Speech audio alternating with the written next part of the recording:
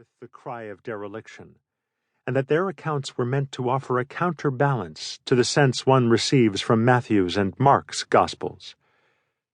Luke and John offer a kind of clarification that Jesus ultimately did not die disillusioned and feeling abandoned by God. Rather, his final words and thoughts were words of complete trust in his Father. A word about the order of the last statements of Jesus.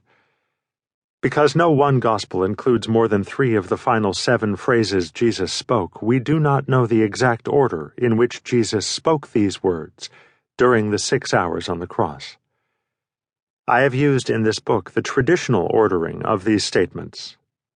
Father, forgive them, for they know not what they are doing. Today you will be with me in paradise. Behold your Son, behold your mother. My God, why have you forsaken me? I thirst. It is finished. Into your hands I commit my spirit. I have combined the final 2 statements of Jesus into one chapter, allowing the book to coincide with the 6 weeks of Lent.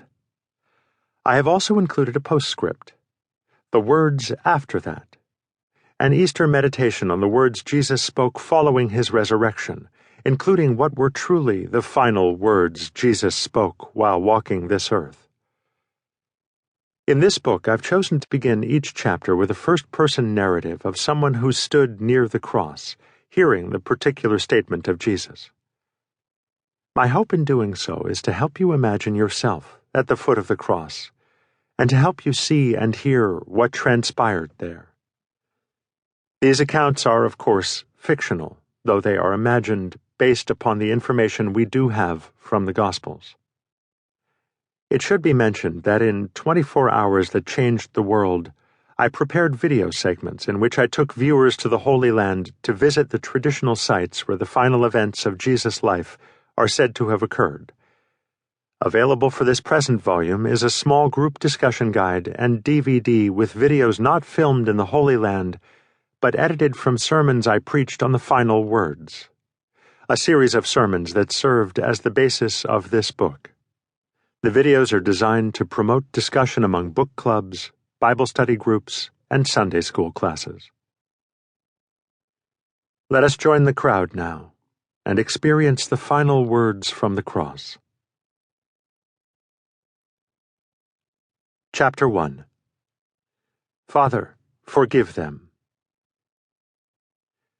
As they led him away, they seized a man, Simon of Cyrene, who was coming from the country, and they laid the cross on him and made him carry it behind Jesus. When they came to the place that is called the Skull, they crucified Jesus there with the criminals, one on his right and one on his left. Then Jesus said, Father, forgive them, for they do not know what they are doing. Luke chapter 23, verses 26 and 33 to 34a. Simon of Cyrene. We had spent 2 weeks sailing from the north coast of Africa to celebrate the Passover in Jerusalem. My sons were small boys, yet old enough to feel the excitement as we approached the holy city. As our small caravan came over the last hill, Rufus let out a shout. Look, Father, the temple! There she stood, the earthly palace of God, gleaming as she towered over the city. Though my family had lived in Cyrene for generations, Jerusalem was for us, as for every Jew, our heart's home.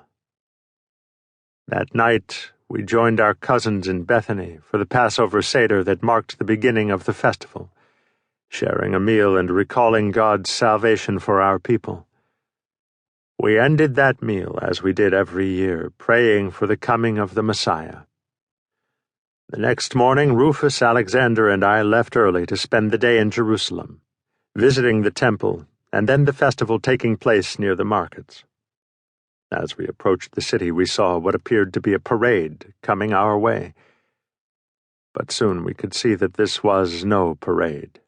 There were Roman soldiers driving 3 criminals toward the rock quarry where criminals were crucified. Each of these criminals was carrying a